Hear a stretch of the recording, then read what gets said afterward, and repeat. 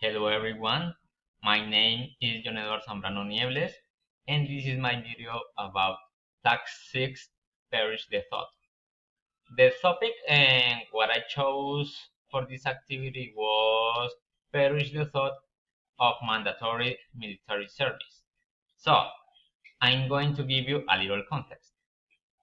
The controversy surrounding mandatory military service, specifically in Colombia, arises for a combination of concerns around duration, human rights, abuses, inequality in applications, and effectiveness in the context of the challenge of security of the country. The issues full ongoing debates about whether conscription is the way to address the country's defense needs.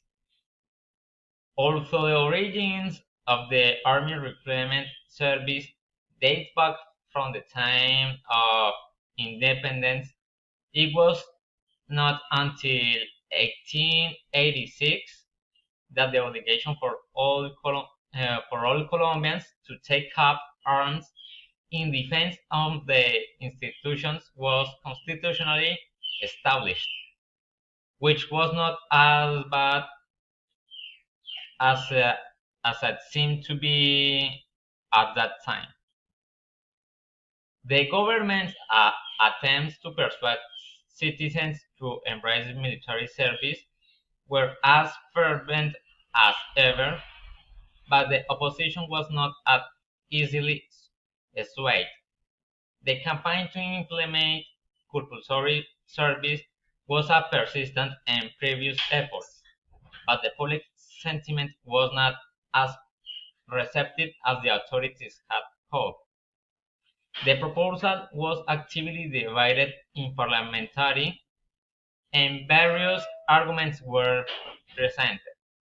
However, the movement wanted as the public became more vocal, and ultimately the idea was quietly shelved. The once aggressive stance of the government became overshadowed by the passive acceptance of defeat. The government initially tried to drum up support to mandatory military service, and however, the opposition quickly rallied against the proposal, making it difficult for the government to follow through. The plan was eventually phased out, leaving no room for compromise or negotiation.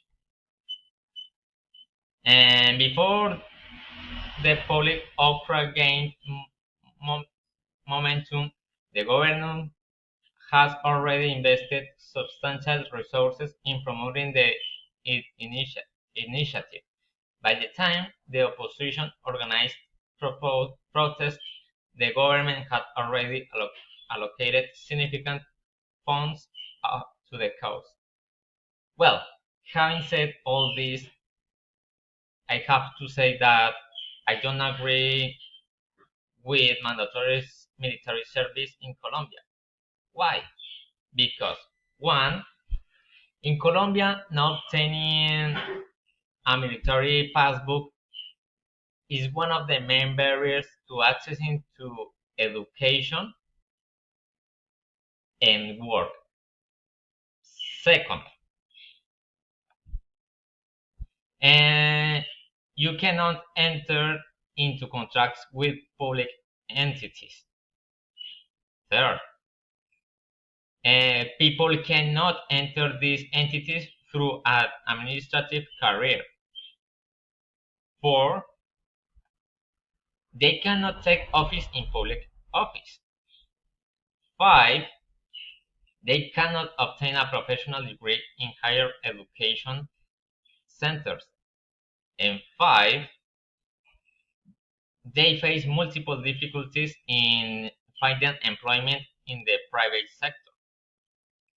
It's precisely the high school soldiers who represent the bulk of the ranks of our armed forces. That is, those to whom the state didn't guarantee the right to education, but does require them to fulfill the civic duty and retribution to the guarantee of rights of which they were supposedly beneficiaries. That's ironic.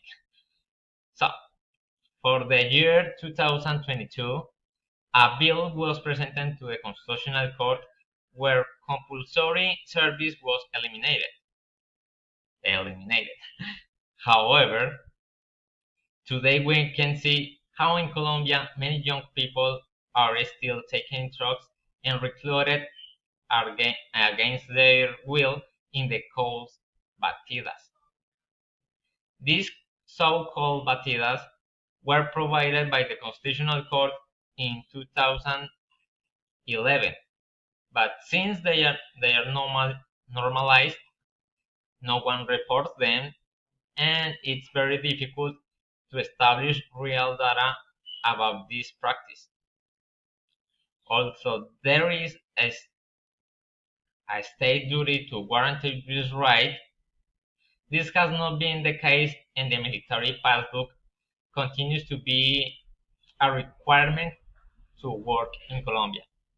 Furthermore, arbitrary detentions for recruitment purposes continue, and therefore the violation of the rights to free movement and due process for the definition of the military situation continues. And well, in conclusion, arbitrary detentions for recruitment purposes are illegal, and today there should be sanctions for the officers who carry them out. Part of the recommendation of the UN Human Rights Committee says exactly that. All the more reasons to demand all the Colombian state comply. Furthermore, the Ombudsman Office, the Ombudsman, and the Young Subdirector of all public institutions should respond in an articulated manner to this phenomenon. Well, it was my presentation. I hope you liked, and see you next time. Bye bye.